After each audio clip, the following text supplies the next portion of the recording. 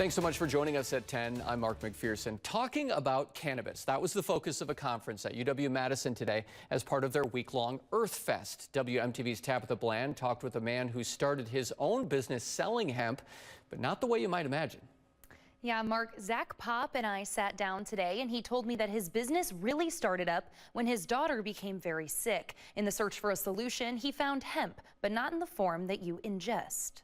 My daughter at the time was very sick through a whole winter because of mold toxicity in our house. Like any father, Zach Pop was determined to help his daughter. And that really sent me on this journey to try to find a building material that could have prevented that. That's when he stumbled upon a product popular in Europe. And I thought that's a material that could potentially solve this problem. Hempcrete. Hempcrete is mold resistant, it's fire resistant, it's pest resistant, and it's rot resistant. Building materials made from industrial hemp. So the hurd is the inner woody part of the hemp stalk.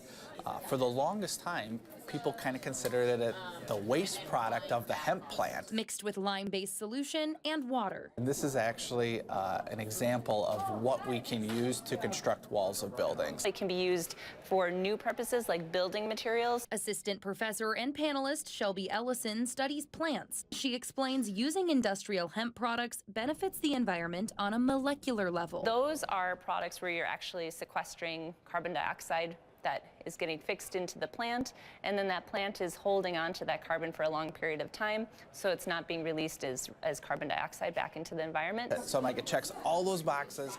Let's make this something that is more commercially available. The 2018 Farm Bill legalizing hemp growth was the cherry on top for local businesses. The difference now is I can source hemp locally, which is huge.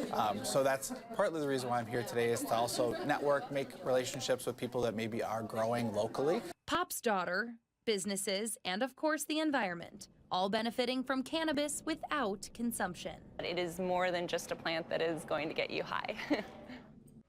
In the state of Wisconsin, the legality of cannabis is determined by the amount of THC that it contains. Hemp contains 0.3% or less THC. Live in the studio, Tabitha Bland, WMTV 15 News.